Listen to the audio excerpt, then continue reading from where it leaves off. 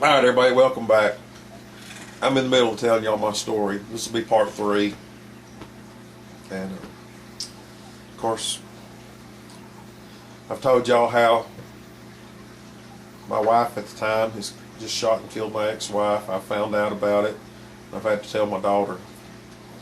Told you how that's the hardest thing I've done in my life, and it is.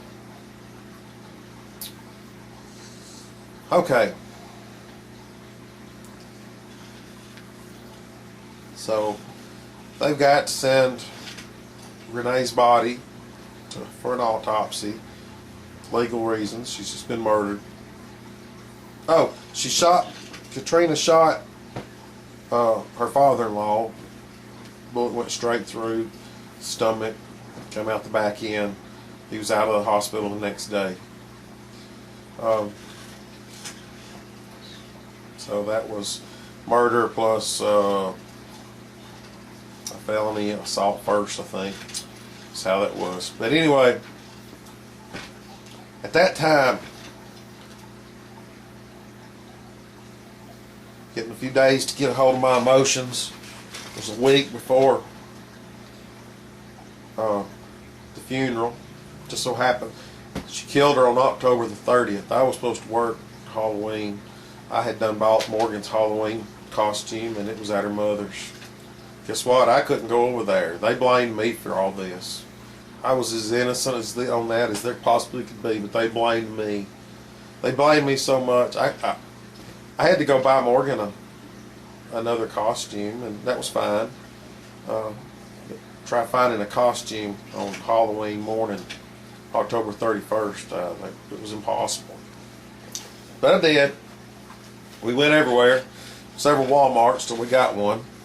And my niece's daughter stayed out with her that day and spent time with her to keep her occupied and her mind off of it. And we went trick-or-treating that night. I was supposed to have been at work because she was going to be at her mom's, but guess what? There was no way I could go back to work, and I didn't go back to work for about 2 weeks because my baby needed me. She needed me bad. She was terrified every time I would leave, afraid I wasn't coming back too. She didn't want to go back to school. It was all over with because she was afraid when she get home I wouldn't be here. I'd be gone. Something happened to me. She had to have therapy. Doing a lot better now, but it was tough. It was tough times. I'm going to show y'all something though. This picture that I showed y'all, I told you that they blamed me, thought I had something to do with it, and they wouldn't allow me to go to the visitation, the wake, or the funeral. I had to send my little girl to her mother's funeral with someone else, with her cousin and my parents, her grandparents. I had to send them. I had to send her with them to the funeral. I couldn't even be there for her mama's funeral because they blamed me. That picture is a picture I took of her just before she went to her mother's funeral. That's the second hardest thing I ever did, was let my daughter walk away, go to her mother's funeral without me, and I not being able to be there with her.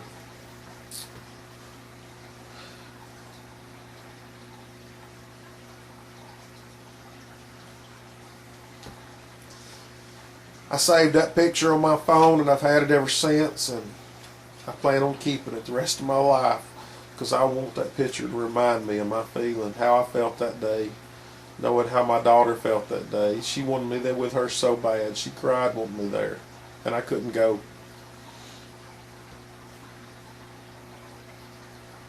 Anyway,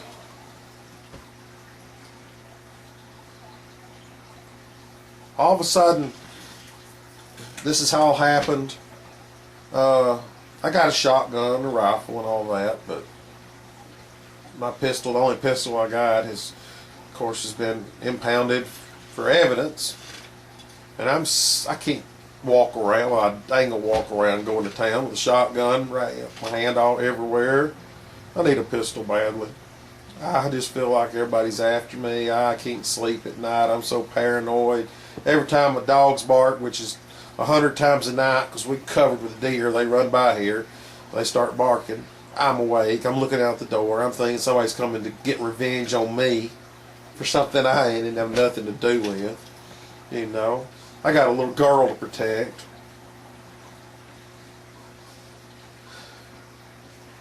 Friend loans me her pistol until I can afford to buy one. Took a while, but she didn't ever ask for it back. I just took it back to her one day when I finally had the money, and I remember that, and I appreciate that. I'll always remember that, because it made me feel so much better, so much safer.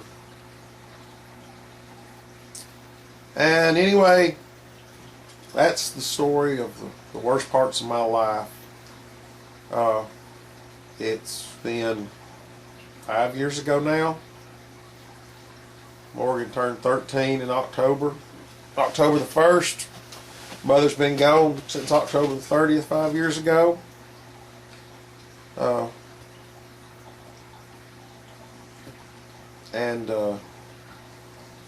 We're in much better shape now than we was then. But still, to this day, I think if Renee had been known for carrying a pistol, a handgun, having one by her at all times, would have Katrina went and done that? She had no, I mean, she just went to the door. The story I was told afterwards was she just went to the door, knocked on the door, said, "I need to see Renee," and Renee just comes to the door. And when she comes to the door, she just pulls the pistol up and shoots her. No warning or nothing. The thing about it that really bugs me about this was they had gotten a fight just a couple months before, took out warrants against each other. They weren't supposed to have any contact. I told her when they got in the fight, I said, if she shows back over here, she got in the fight at Renee's house. And I told them, I said, if she shows back over here, call the police. Don't you dare let her in. Not that I knew anything like this was going to happen, but I just don't want nothing going on in front of my family, my daughter. But, well, when they had the fight there a couple months before, Renee whoops her ass, gives her a black eye. So I guess Katrina's real vengeful.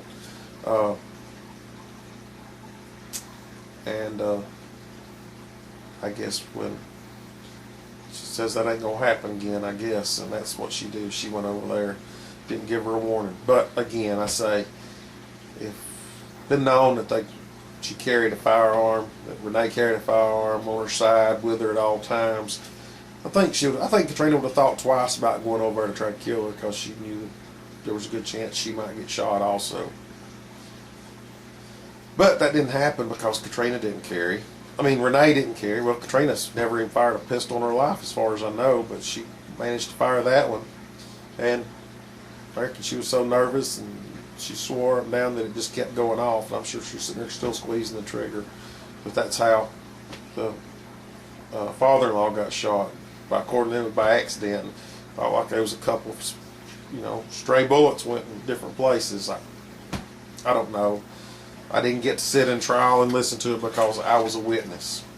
I had to testify at the trial. They had a civil suit against myself and the city for damages. That just has got dropped here about 2 weeks ago, so that's why I'm making the video now. I've not been able to talk about it. I've not been able to tell anybody anything until after the civil suit was over. Thankfully, thank God, they have dropped it against me in the city. Only one liable now for Renee's death is Katrina. So that's why I'm making this video and telling y'all why I carry a firearm. And some people will say, well, something like that ought to make you hate firearms. There's one thing that I kind of was proud of Katrina for in this whole thing. At trial, the district attorney had her on the stand and said that, do you recognize this gun? Yes. Is this the gun that killed Katrina? Or, I'm sorry, is this the gun that killed Renee? Yes. Says, this gun killed Renee. He says, no, guns don't kill people. People kill people. That's what Katrina said. And we weren't gun people. That was just something we'd always heard, but it was the truth. But she said that in the middle of her testifying. She admitted to killing her. That was never a question. But, you know, guns don't kill people. People kill people with guns. But again, I think if Renee had a gun, she'd probably still be here today, because none of this would have ever happened. Guns also keep people from getting killed.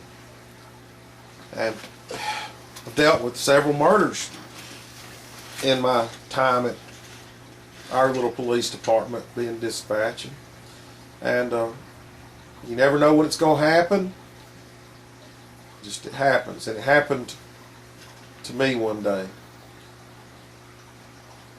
And since then, I've wanted to be prepared. My daughter's 13 years old now, and I have remarried. I've got another child now, but nothing will ever replace her mother, her real mother that loved her unconditionally. And I'm all she's got as far as a real parent now. And I want to be here for her.